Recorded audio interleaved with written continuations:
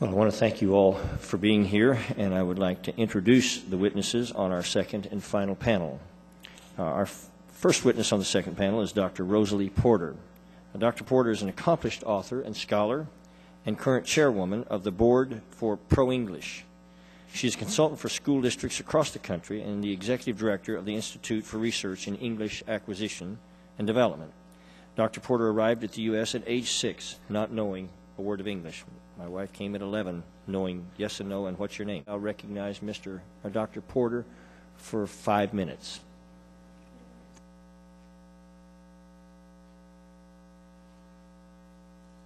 Thank you for the opportunity to testify today in favor of HR997, legislation that will make English the official language of the United States. My name is Rosalie Porter, and I am chairman of the board of ProEnglish, a national advocacy organization. When I immigrated to the United States from Italy as a 6-year-old child, no one in my family spoke a word of English. I was fortunate to grow up at a time when Americans felt confident about their national culture, and immigrants were encouraged to learn the English language and assimilate. The public schools taught me English, opening the door for me to a wonderful education up to the graduate level at the University of Massachusetts. I am committed to protecting English as our common language because it is so essential to immigrant success. My professional career of 4 decades has been dedicated to improving the education of non-English speaking children in our schools. I have advised school districts and testified in court cases in Arizona, California, Florida, Massachusetts, Texas, and Washington. From 1985 to 1988, I served on the National Advisory Council on Bilingual Education that advised the U.S. Congress on education policy. The organization that I chair, ProEnglish, was founded in 1993 to preserve English as the common unifying language of our nation by making it the official language at all levels of government, local, state, and federal.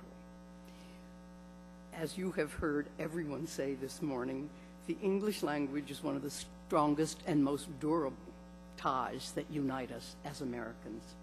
The founders of our nation recognized this, and this is why President George Washington signed a law passed by Congress in 1795 requiring all existing and future federal statutes of the United States to be published exclusively in English. Having one official language of record for government operations and communications makes government more efficient and less costly. It eliminates the demands for taxpayer-funded services or documents in any other language, with exceptions under HR 997 for instances that serve the public interest, as in protecting public health and safety. It does not mean English only. Nor does it force anyone to speak English in their personal daily lives or limit the study of foreign languages.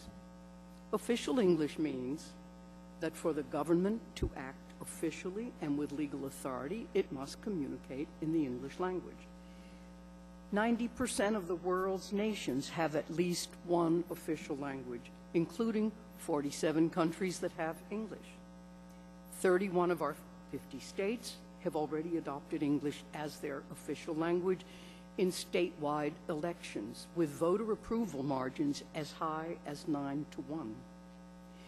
No harmful effect has yet been reported from these laws. Here are 3 urgent reasons why Congress should act now. First, it is time to end the federal government's current policy of trying to force all government agencies and federal fund recipients to provide multilingual services. This policy relies on an incorrect interpretation of civil rights law. Second, we need to avoid the kind of divisiveness, inefficiency, and waste that we see today in places like the European Union that is struggling to cope with 23 official languages.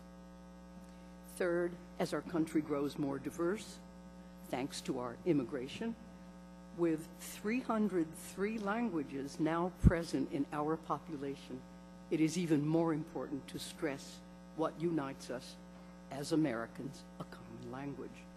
Mr. Chairman, I respectfully urge the passage of HR 997. It is essential to the unity and well-being of our country.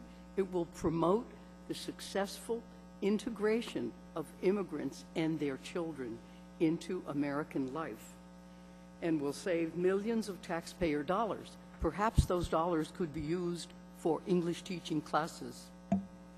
It will reinforce a melting pot ideal that has helped to make our country the most successful country in the world.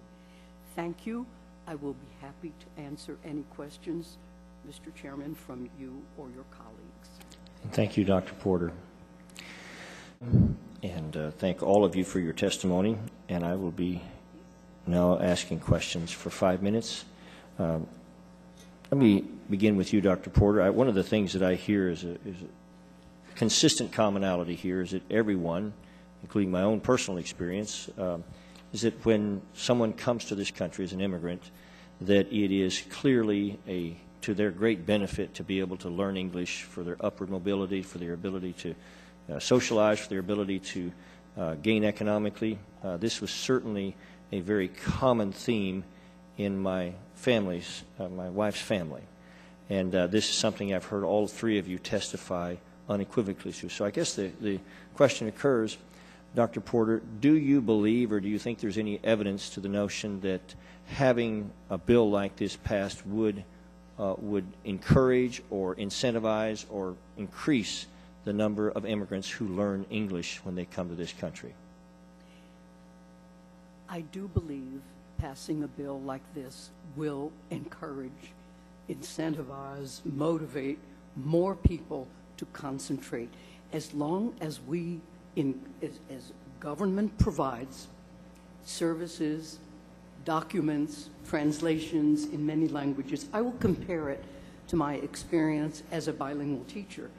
As long as we provided instruction in the child's native language and English, the child tended to listen to the native language and ignore the English. It took much longer to teach children a second language when they were being educated in two languages. Fortunately, those programs have been overturned in many states, and we are now seeing much greater success for immigrant children in learning English rapidly and in succeeding in school, in achievement, graduating from high school. So I would say having the impetus of an official language will be a motivator. Most immigrants do want to learn English. They need the opportunity, but you know, it's easy to fall back on being comfortable in your home language. Well, thank you, Dr. Porter. That certainly seems compelling to me, but it occurs, and I suppose then the only thing we can do is to try to if we oppose that, is to try to find some offset to that overwhelming positive. Dr. Porter, does a federal official English law mean that the federal government is prohibited, the federal government itself is prohibited from using other languages? I'm sorry, Mr. Chairman. Does it? No, I couldn't hear. I didn't ask the question well. Does a federal official English law mean that the federal government is prohibited from using other languages? Of course not. The federal government, in its many operations, for instance, the State Department, the Defense Department, the Naturalization Immigration Service, there are specific reasons why other languages must be used. And they will be used, and there is no forbidding such activities in this law.